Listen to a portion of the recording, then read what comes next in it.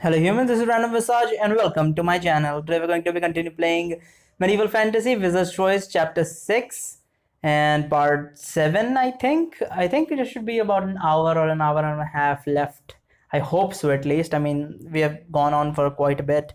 Last time, it's been a while, last time we were inside Maya, not in that way. We were possessing Maya, is how I should put it.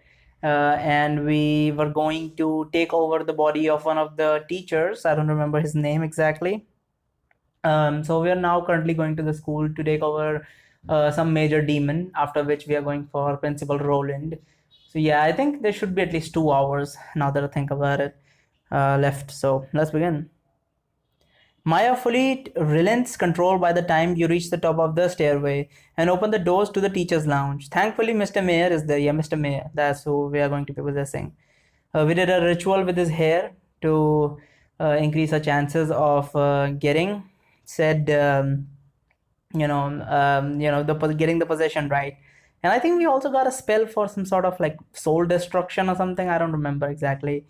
Open the doors to the teacher's lounge. Thankfully, Mr. Mayor is there. He's pacing back and forth as though in a trance while chanting in Infernal. The blonde TA is doing a slow dance in sync with the chant.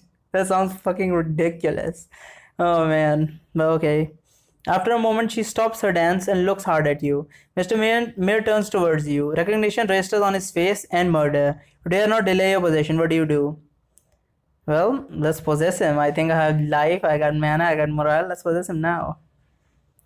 Without a moment to lose, you cast your spell and lift your soul out of Maya. You streak across the room like lightning and merge into Mr. Mayor. There's a deafening wail as you merge with his consciousness. It is horrible, like falling into a sea of festering sewage. All of your senses are overwhelmed, and for a moment, and then you push, and then suddenly the darkness falls away, and you can see the teacher's lounge. You feel a sudden rage of rush seeing Maya in the doorframe. You snarl and charge at her. She screams and runs. You are so fast that you nearly catch her before you fully seize control of Mr. May's body. So basically, we took control of his body and we were taking control of his body. He realized that he saw Maya and just instinctively attacked her. And now we are in full control. You take a deep breath, return into the lounge, and slams the door. Was that the one? Asked Blonde, who is called Natasha. In this world, but whose demonic name is Asia. You nod. Why did you let her get away? She knows something. I can question her. Ask Maya, making for the exit. No, I will deal with her later. For now, I will speak to him. You say, pointing at the iron doors on the far wall. Master does not like to be disturbed during play, says Asya. Never mind that, you say, walking up to the iron doors and pulling them open. Before you is a bare hallway with smooth walls that are typically of this strange world. You step inside. Oh, smooth walls must be tiles or something, or marble, I don't know. You step inside as soon as the doors shut behind you. As soon as the doors shut behind you of their own accord, the hall shimmers before your eyes and completely changes. The abyss, you realize. The walls are now made of worked stone with blood seeping out of the grout. I don't know what the grout is. I'm thinking, sometimes there are rocks that are like they have veins chiseled into them. So I'm guessing that's a grout, but I don't know. The floor is carpeted with writhing maggots. That is disgusting. The floor is carpeted by writhing maggots, so there's just maggots lying all over the place. Oh man, that sounds awful. And the stench hits you like a wave. Just as shocking, your host body has transformed. You're a snake. Well, you do have arms, long, sinewy ones. Feeling your face with your hands, you discover hair, deep wrinkles, and razor teeth. My host demon's body, you think. Well, at least you seem to have ample natural weapons. You look back to see a long, nasty stinger at the tip of your tail. It reminds you of Thanatos' scorpion tail, except one is larger and is attached to a body much longer, serpentine body. So it's a snake with arms and a face, with teeth and spikes, and there's a scorpion tail at the end of it. Okay, I mean, last time I was complaining that how our character doesn't feel powerful all that much. But then again, now that I think about it deeply, like these demons have lived for like thousands and thousands of years, even like eternity. And we are strong enough by the time we are the age of 30 or something to be able to, do this, take over them. So that is fascinating. But then again, we can't ever get too powerful. Maybe we can get powerful if we took the route of the one witch. I forgot her name, Drala or something. Yeah, if we took her route with the multiple eyes or whatever, yeah, I think we should be able to get super powerful. I wonder how strong Drala is compared to, all these various demons out here. But whatever. You slither forward, leaving a gory trail of smashed maggots behind. There is screaming up ahead, and before long, the hall winds into a large chamber. The source of the screaming is a girl in the center of the room. It's Heather, the girl you possessed when you first visited the spirit prison. She is tied down on a slab of blood-stained granite, wearing only undergarments. There is a nude man standing nearby. Massive beetles, scorpions, and other insects are pouring out of a bloody slit on his wrist down onto Heather. His whole body ripples under the skin. The blood of vermin, you realize. Voland, you wonder. He seems sufficiently creepy to qualify, but two other demons nearby are even more repulsive. One is a giant spider, only with human skin, riddled with pus-laden pimples. The other is a swine on its hind legs. Okay, so it's standing up. It's like a zombie pigman. Where its others out to be are human baby faces, all in an expression of agony. Despite these impressively horrible candidates, in your limited experience with demons, the more powerful the demon, the more it resembles a human. So your bet is still on the vermin blood man. Plus, he's having all the fun. Not real. Heather screams, nightmare, God save me. You wanted to meet with me. Here I am. Are you not pleased with our interview so far? He laughs. Yes, that's Voland, you think. Worse, you realize the Heathers might be there because of you. You have to tell You had her tell Mr. Mayor and the TAs that she wanted to meet the principal. Now here she is. What do you want? Why are you not at your post? Demons demands the sow demon.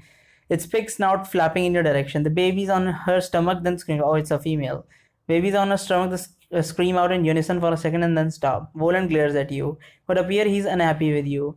You're not sure what to say. You could just say that you wanted to play with a girl too. Another option is to tell Voland the Heather is not ready to harvest. This is probably true since she hasn't actually been sent to Voland. Alternatively, you could make up an offense that you committed and growl at his feet. Finally, there is a direct approach. Challenge him for supremacy, perhaps in a duel. At least the other demons will keep out of it. What do you say you are there for? Shit, all of them seem... Let me get some life first of all. Oh shit, I am out of luck. Great. I have 10 spendable points. What the fuck? Okay. So basically I'm gonna die. To help torture Heather wouldn't work. I don't think that's a good idea because it's gonna be like, oh, you came here to play with my shit. Say Heather is not ready. I doubt he doesn't know that, so it doesn't really matter. Beg for mercy. And I can get down near him and then attack him, but then the other demons are gonna attack him. But I don't know if demons even have chivalry for challenges. Highly doubt it, but shit. The last two options are the ones that I like, but which one? Should I beg for mercy and sneak attack? Should I challenge him? I think I'm gonna beg for mercy because I don't think they have chivalry, so the other demons are probably gonna join in as soon as he starts to lose. So if I can get a sneak shot and get him real low and then take him out, the other demons are like, oh shit, he's as strong as Volan, so we shouldn't go after him. Let's beg for mercy. My lord, I beg your pardon for my failure. You say bleedingly as you slither over to Roland and bow before him. He puts a hand on your shoulder and a torrent of vermin spill onto you, biting and stinging. You shout, lurch back, and then you fall on the floor, flipping and rolling to crush the vermin. Quickly, they then slither farther away in fear that Voland will dispense additional pain. Such a simple thing, and yet you fail. It is obvious this girl is not ready for harvest, he says. My lord, I am ashamed, you say. Voland nods at the sow demon. Gives Sethak a lesson on not wasting my time. The sow does what you suppose in a smile, revealing rotten teeth. She then begins to charge at you as all the babies on her underside scream out a battle cry. You're not sure what to do. It's unlikely that Voland intends to kill you. He said lesson. Also, would he be willing to destroy one of his more powerful servants over what you suppose is a minor mistake? You could just take the beating and be done with it. Voland will suppose you cowed and you can find an opportunity to strike. On the other hand, demons are naturally violent. Perhaps it would be better to defend yourself against a sow, although fighting would escalate from a lesson to a fight to the death. I think I should fight because I don't think I can take the beating and my life is really low, so I have to fight, unfortunately. You're not going to take a beating from an abominable pig. Besides, demons respect violence above all else.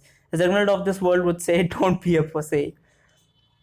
In your demonic form, you have an assortment of new weapons. Your stinger tail, however, how well do you expect to use a body that you are unfamiliar with? Alternately, you could use spells, but you might want to hold on to your mana for later. I don't think using natural weapons would be a good idea considering I have shit ton of mana, so let's use mana. With a wave of your hand and an arcane one, you blast this out. The monster squeals as a baby faces scream. You can smell the cook poke. Despite your excellent aim, she's still on her hooves. Although her charge has been broken, you slither forward, lash out your stinger because you are not yet familiar with this body you would have probably missed altogether if it weren't that the sow is standing still. Your tail wraps around her back, and then your stinger sinks into her fatty back. Not letting up, you strike out with your claws and razor teeth. Still, the demon fights on, landing hammering blows with her meaty fist as her babies spit acid on you. Enough, Volan commands. You and the sow back away from one another. Sathak, where did you learn that spell? Asked Volan, clearly amused. So much noise, though. You may frighten the child. He then drips a few more vermin on Heather. Volan gestures. Come crush this one. I will let you have her, since she is not ripe yet anyway. She is not yet ripe anyway. You slither away to the marble slab and look down at the terrified girl. It is a pitiable, horrifying sight. Her eyes are shut tight in pain. A large beetle is boring into her shoulder, and a scorpion is crawling along her arm, stinging her at intervals. Other things crawl under her skin. You shudder to think what. Putting her out of her misery would be mercy. On the other hand, although it would pain you to do so, crushing her soul would provide some much needed mana. Finally, you could act as if you are preparing some sadistic spell or torture on Heather, and instead unleash on Volan. So I'm guessing if I do the soul crushing, if I do the put her out of her misery, I'm going to lose life, which I can't afford. I can attack Volan, that's just gonna end up in a fight with him. Crush her soul would give me mana and life, I think, but it will decrease my morale. But I have shit ton of morale, so that should be fine. It should only decrease my morale by 2 or something. Oh, it decreased by 4. Shit. Mana increases by 9. Life increases by 1. I mean, still good. I was thinking more like 5 mana would increase, but 9 mana is pretty good. I would have expected life to increase a bit more, but what can you do? Morale is 10 at least. Using one of your long, sharp nails, you slit her throat, then you make the incantation, the motions for the harvesting spell. An interesting crushing ritual, Volan says. I have not seen you use it before. You now have power and Voland is within striking range. You decide it is your time to make your move. How do you attack? Oh shit, Final Reckoning. I have that move. That would be a good move because Final Reckoning is the move that I learned recently that actually does shit ton of soul damage. So I'm gonna use Final Reckoning. Let's try that. Since I have loads of mana. Holy shit, life decreases 5. I have 1 life. I could die any moment. Morale increases 5, mana decreasing 8, life decreases 5. You wave your hand and make your incantation. What nasty little spell are you cooking up? Says Voland, smiling. Then his smile fades.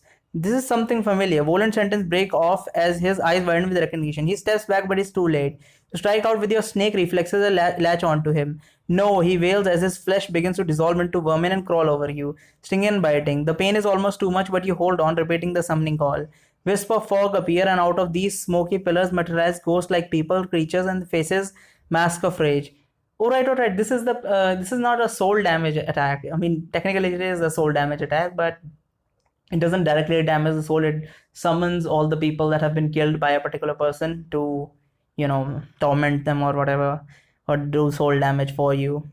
They converge on Voland, who is screaming curses. You let go of him and throw yourself to the ground and roll your massive snake body, crushing the vermin the Voland set upon you. More spirits come, countless ones. Soon Voland is nothing more than a bonfire of billowing black fog. How better to destroy a demon than to set his own sins against him, you think. But you cannot savor your victory from a distance. You need to harvest Voland's dark soul before it moves on to the next hell. You pick yourself up, slither to him. Up close, you can see the faces of those he has wronged. They bite, scratch, and stab. Voland is nearly dissolving into vermin, but the insects, rats, and little monsters that you cannot identify do not make it far before withering under the spiritual onslaught. You grab a piece of Voland's flesh that hasn't dissolved yet and chant the harvesting spell. Life increases 2 and 40 mana. That is pretty good. 40 mana. Holy shit, dude. That's a lot of mana. From crushing the girl, I got 9? This is amazing. But I would like some life because I don't think I can survive even 1 hit at this point. The surge of mana is incredible. You are awash in so much energy that tingling turns to pleasure and then more pleasure. You fall to the ground, undulate your snake body in ecstasy. Suddenly, the spirits leave with such speed and such number that you are blown back as though by a solid wall of wind. You are deafened as they scream in triumph. When they are gone, you are left with two remaining demons. You rush over to the marble slab. Heather's eyes are open in a dead stare. The vermin on her are gone, but the countless wounds remain. That magic is forbidden. You dare use such blasphemy against the master, squeals the sow demon as the demon babies on her underside scream, kill, kill, kill in Inferno. Spider demon advances towards you. The spider demon advances towards you cautiously, but with deadly purpose. What do you do? If I had life, I would have 100% fight, but I can't run either. I don't think I would be able to do much, but I need mana for the other thing. Yeah, running would be a better option, but I don't have. Yeah, I think I'm gonna die if I run, so I'm just gonna fight. With the demons closing in, two choices pop into your mind. Use Final Reckoning or fight with your natural weapons. What do you choose? Final Reckoning. I'm gonna use so much mana. Okay, I'm dead. Rush to meet the spider demon as you cast Final Reckoning. Spider's razor tip front leg stab into your snake torso. It's horrible and mandibles bite into you. Alas, you succumb to your wounds. Yeah. I'm gonna go to the last checkpoint. Let's see. Where were we at? Oh yeah, this one. I forgot exactly which one I did last time. I think I did illusion. Yeah, I think I did illusion as far as I remember. Already did all these. Anyone wondering if I'm skipping? I just reloaded the last checkpoint, so I've already read all this. This is probably in the last chapter or last to last chapter. I don't remember.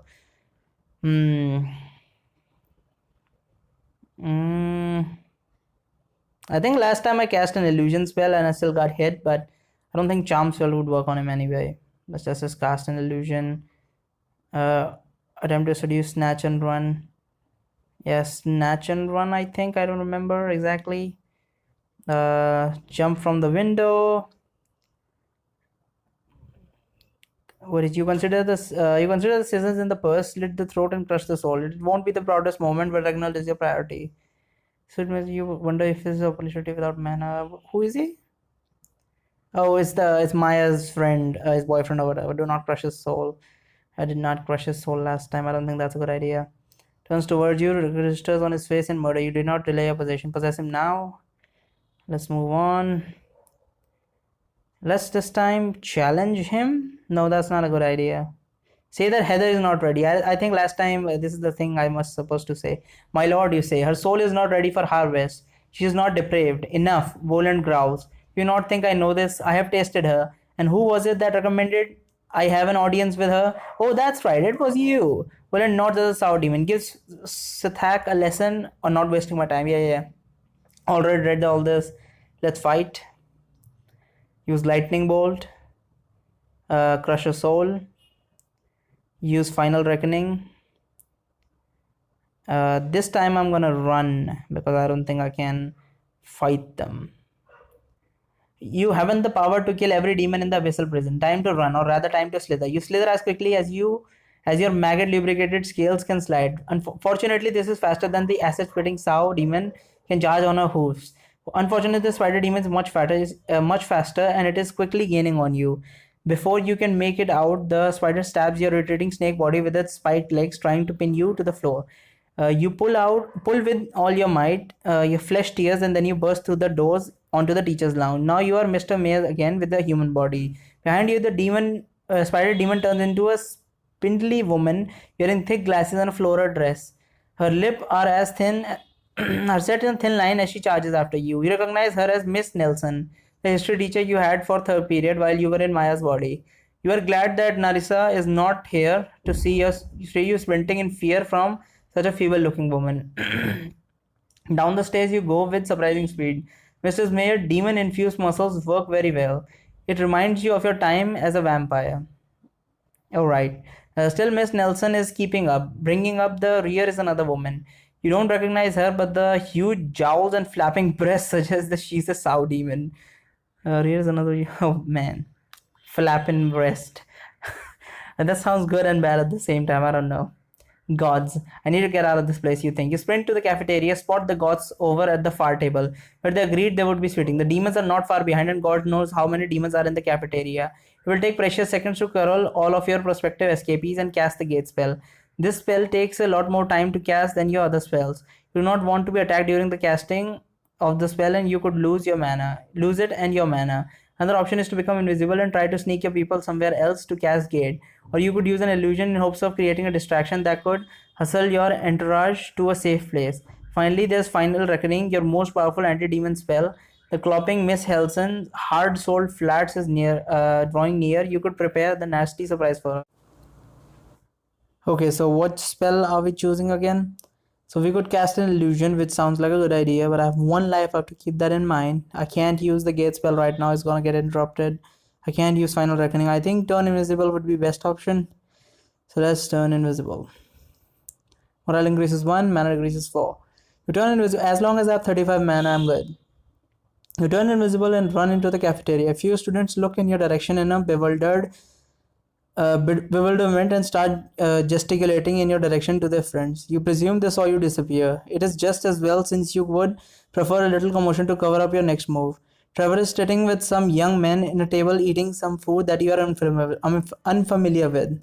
You come up near his ear. Trevor, go to the others now, you whisper. A demon in teacher form is at the entrance of the cafeteria, looking around intently. Sathak must be slain, she yells in infernal language. Naturally, she would use your demon's proper name when calling upon her fellow demons.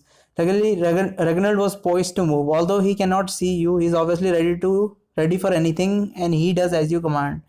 Soon you are at the God's table. Everyone go where I say together. Don't lose each other. You order. Who's that? Says Heidi. Do as he says Maya. Go to the door straight ahead. Do not hurry. Be casual, you say. As a group of you reaches the door, you look back. There are several teachers and students, demons, you suppose, fanning out. One young man in a letterman jacket spies you and quickens his pace in your direction. Once out of the cafeteria, you instruct everyone to move quickly. After a few flights of stairs, you pull everyone into a room that is filled with what you suppose are instruments. Mr. Mayor, Harry says, looking at you. Obviously, your invincibility has worn off. I'm on your side, Harry, you say. Just do as I say, you will escape this hell. Barricade the door, you order. Reginald goes straight for a huge wheeled instrument, a piano, as your host understands it to be called. Meanwhile, you prepare to cast the most powerful spell of your life.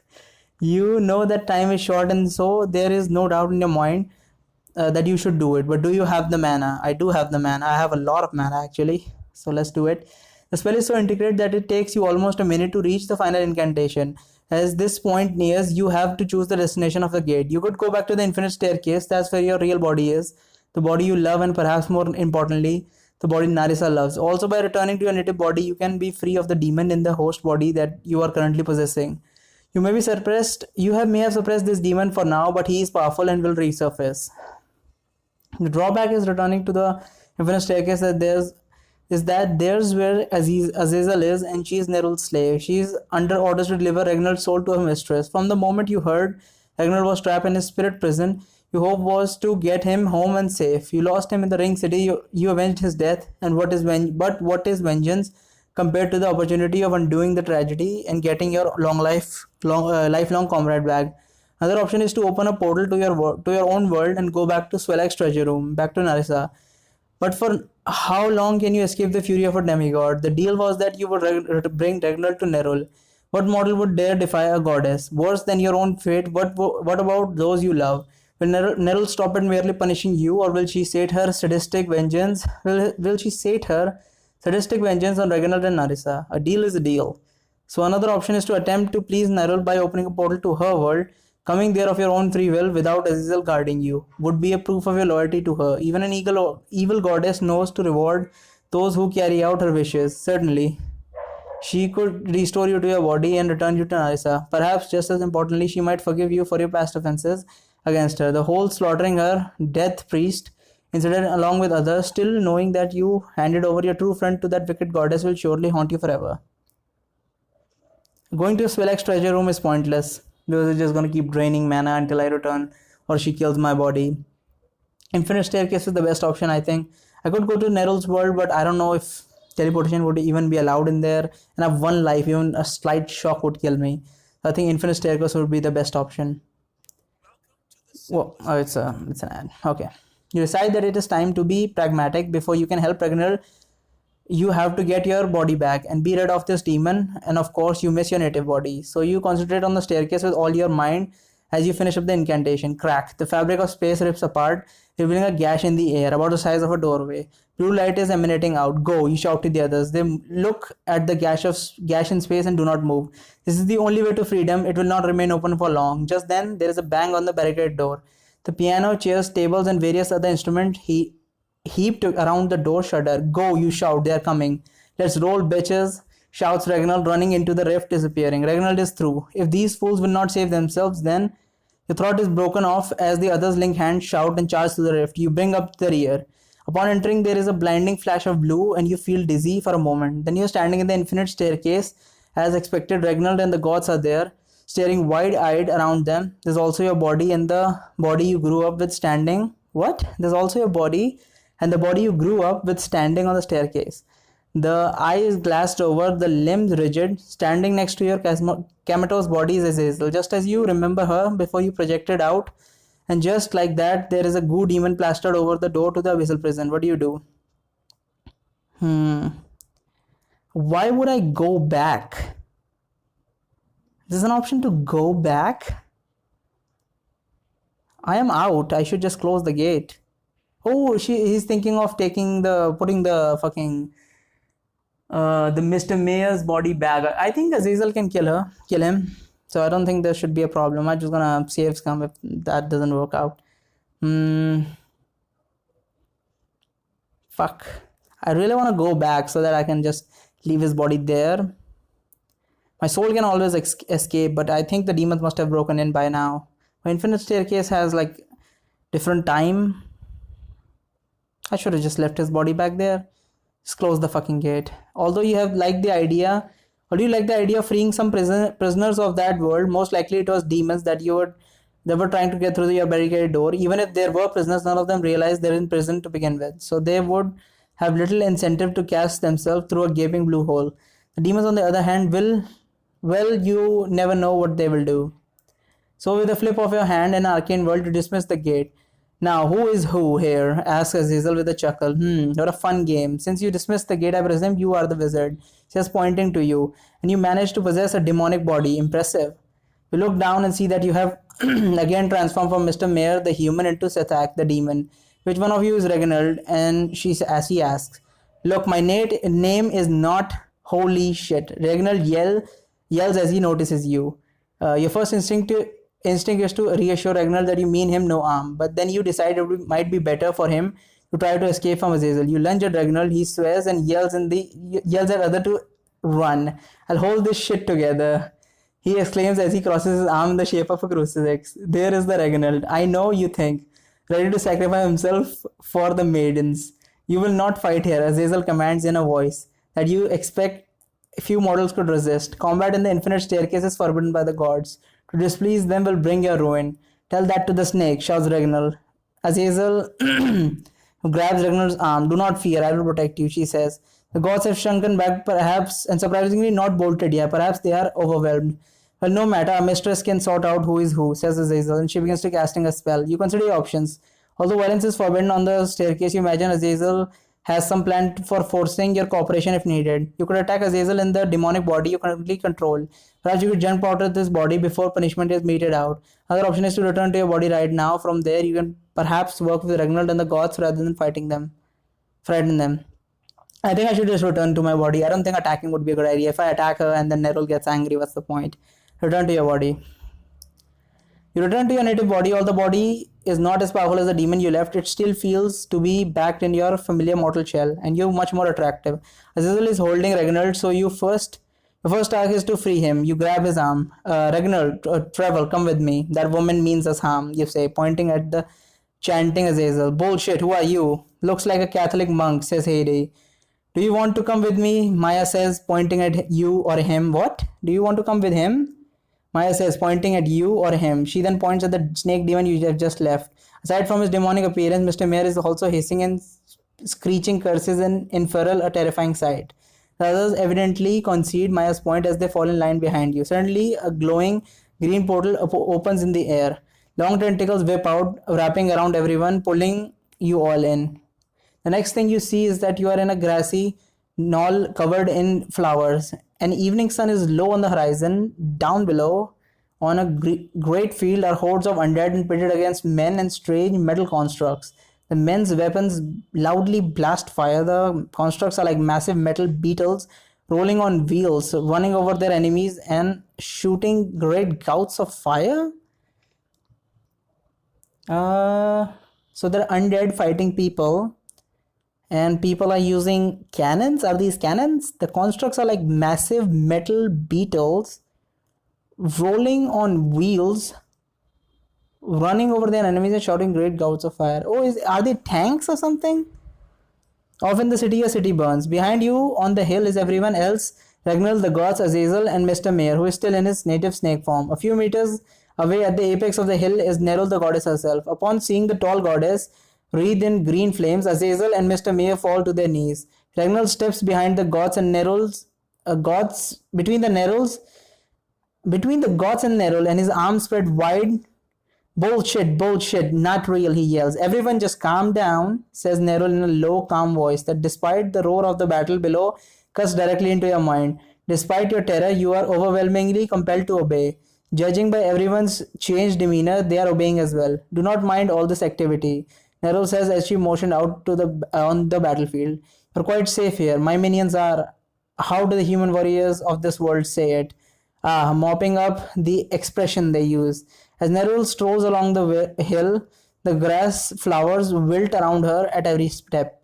These technological planets are worth conquering. Although the humans of this world are hopeless with magic, the machines are interesting. With a flip of her finger, one of the massive steel crawling machines in the field below explodes with a terrifying boom. In a blur, she is suddenly standing on a small boulder some meters away, as though presiding over her court.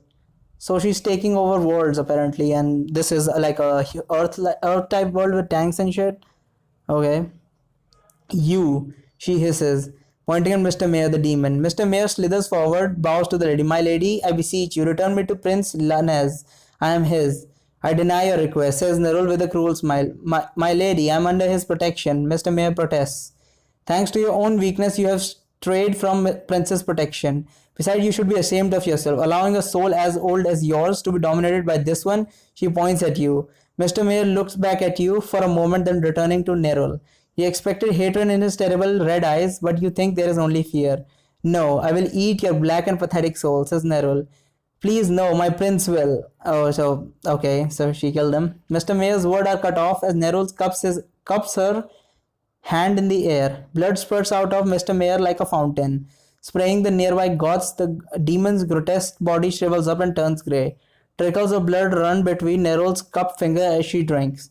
Nerul wisps a hand on her green dress, although no stains appear, and she turns her attention to Ragnar. That shall suffice for my first payment from Prince Lanaz for keeping you from me, a move motivated by spite, not strategy. I do not know what you're saying, says Reginald, his voice trembling. Some call you Trevor, others know you as Reginald, and you have had countless other names in other worlds. You're an ancient and exceptional soul. Nerul mentions to Reginald to approach. He is lifted off the ground by some unseen force and carried up to her. Yeah, he is definitely the guy who, ran away or got killed or something. I don't remember exactly. He was Nerul's lover, so I'm thinking it's Nerul's lover's soul. Do you know how I heard about your friend Reginald? Nerul's voice whispers in your mind. It was from Unrul and Kiba, the combined soul that infused that powerful vampire you destroyed in my temple. When you slew the vampire, the combined soul came to me. I punished them for their failure to protect my priest, of course. But as they writhed in pain, they tried to give me something of value. They told me how Reginald was the tastiest soul they have ever fed upon. That his was a noble soul. He is not the one. You shout in your mind. He is not your lost knight. As you love the memory of your beloved, do not destroy another virtuous soul on a mad quest. Let him come with me, back to where he belongs. Nerul smiles at you from her perch, stroking Reginald's cheeks. To be a servant of Nerul, you must know loss, says Azazel, stepping between you and Nerul. Do not worry, it will be over soon. Although you feel compelled to help Reginald, Azazel blocks the way. Shit, I don't think Azazel possessing Azazel would be a good idea. Shit, nothing I do will save me. I literally have no move here that will save me. I think every single move here will definitely kill me. Lightning bolt would be pointless. Possessing Azazel sounds cool, but I don't think that's a good idea. If I try to possess Reginald, Nero's gonna be mad. So I think Final Reckoning is my only option. I think I need to. You know what? Let's leave it for next time. I think I've recorded for half an hour, so it should be good. Thank you so much for watching. There's a link in the description point to Twitter. Follow me there. There's also a link to my Patreon where I've started another hentai let's play, which is Sakura Swim Club Uncensored. So go check that out. Thank you so much for watching, and bye bye.